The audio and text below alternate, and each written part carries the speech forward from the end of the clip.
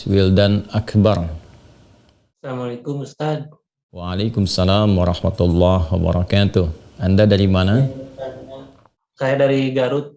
Dari Garut. Baik. Semoga Anda dan keluarga mendapatkan rahmat dan ridha Allah Subhanahu wa taala, dan semoga percikan rahmat dan ridha itu diberikan juga kepada kita semuanya. Dipersilahkan. Ingin bertanya tentang tempat wudhu Pak Ustaz. Ya.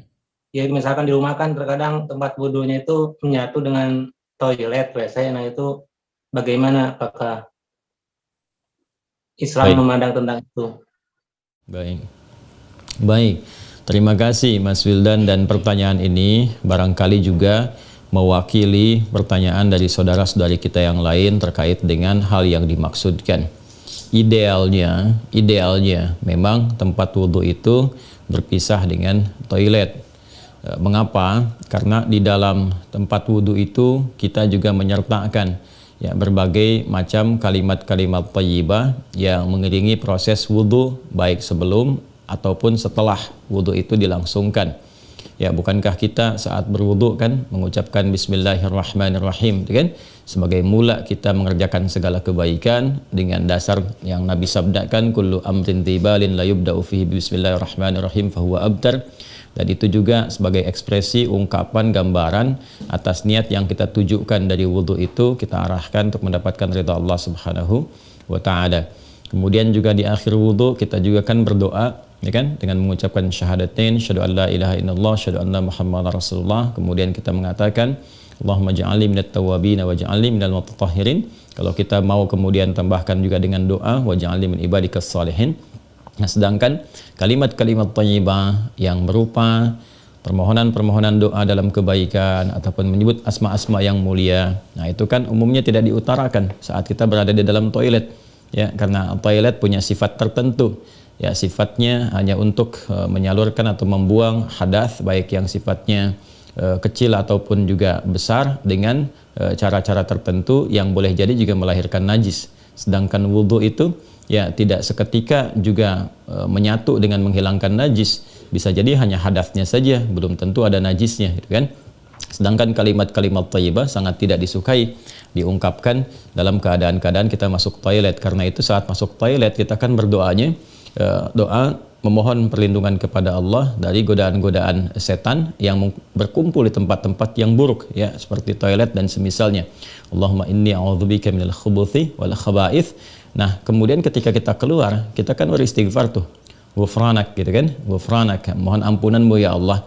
Nah, ada yang mendetilkan itu. Kenapa kita minta ampunan ketika keluar? Karena kita menahan diri dari pengungkapan kalimat thayyibah yang biasanya kita ucapkan di setiap tempat, istighfar, sholawat dan sebagainya. Nah, ketika itu terputus saat masuk toilet, seakan-akan ada sifat tawadhu, kita memohon ampunan karena nggak mampu mengungkapkan, karena itu tempat yang tidak pantas, diungkapkan itu di tempat yang tidak sesuai. Maka ketika keluar kita mengatakan ghufranak kalau ada hal-hal yang tidak tepat di dalam dan tidak mampu mengerjakan hal yang biasa kita kerjakan. Itu adab saja, takdib di dalamnya. Nah, karena alasan inilah akan lebih bagus kalau tempat wudhu itu bisa terpisah sendiri dengan toilet, sehingga nanti kesempurnaan hal-hal yang mengiringi bisa dilakukan.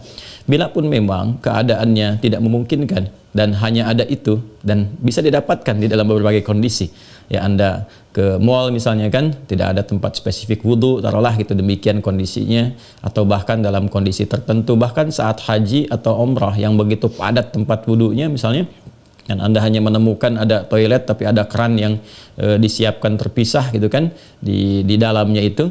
Nah, ini kondisi-kondisi demikian masih memungkinkan. Jadi kalau ada kondisinya sifatnya tidak terpisah keadaan tempat wudhunya, maka tidak ada masalah ketika Anda berwudhu dalam keadaan juga menyatu tempatnya dengan toilet, karena kaidah juga mengatakan ad-daruratu tubihul mahdharat. Kondisi-kondisi yang mendesak itu, kondisi-kondisi yang tidak biasa itu membolehkan, bahkan yang terlarang pun asalnya diperkenankan. Nah, ini kan sifatnya tidak terlarang, hanya tidak disukai gitu kan, makruh sifatnya, nggak ada nas haram di dalamnya, tapi sifatnya tidak disukai. Tidak disukainya itu karena kita tidak bisa mengungkapkan hal-hal baik yang mungkin kita bisa lakukan ya saat kita berwudu. Jadi kita berdoa harus keluar dulu setelah selesai wudu gitu kan, baru kemudian kita bisa berdoa. Ataupun bismillahirrahmanirrahim hanya kita bisa ungkapkan dalam hati, nggak bisa kita lafadzkan gitu kan. Doa-doa pun kita iringkan di dalam hati. Nah itu hal-hal yang menjadikan kita kemudian tidak maksimal. Pun demikian juga ada satu kondisi lain, itu kan tempat berkumpulnya setan di tempat-tempat yang kurang bagus itu, sehingga godaan-godaan saat berwudu dan sebagainya, nah itu kadang-kadang lebih banyak.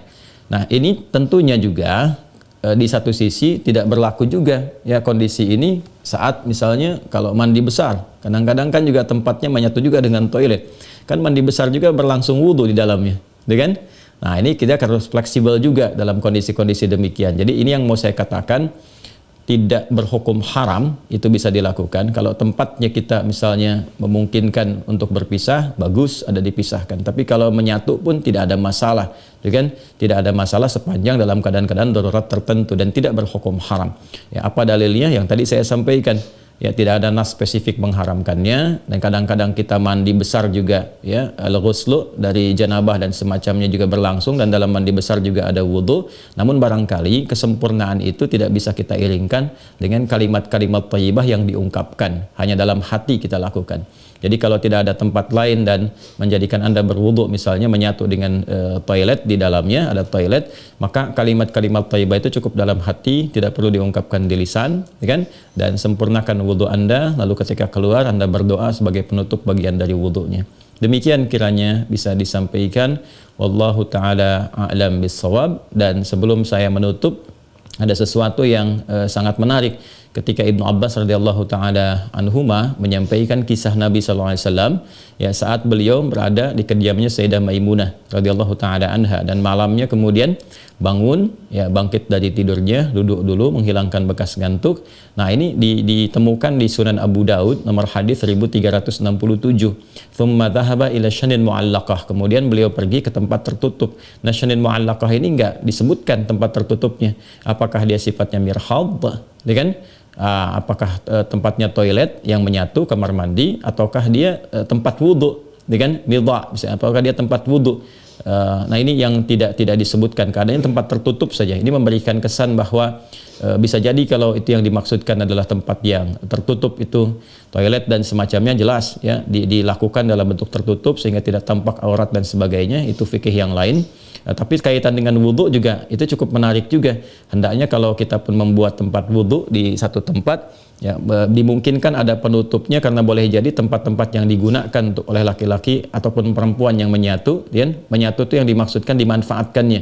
Ya boleh jadi ada perempuan juga yang masuk ke situ, kan di satu tempat tuh nggak ada kehususan gitu ya.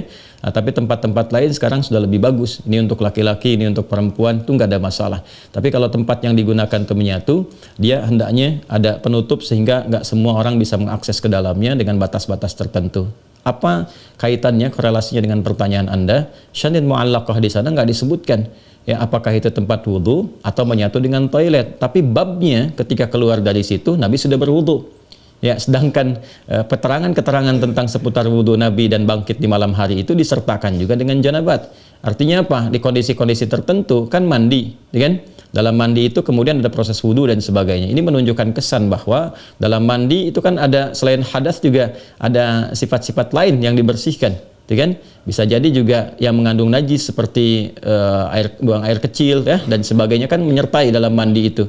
Nah ini memberikan kesan bahwa tidak ada hukum spesifik haram untuk mengerjakan wudhu di dalamnya, karena ada proses yang tadi saya sebutkan. Tapi lebih disukai kalau hanya untuk wudhu semata, tidak disertai dengan mandi yang lainnya, kalau ada tempat yang terpisah sehingga bisa menyempurnakan bacaan-bacaan yang dimaksudkan.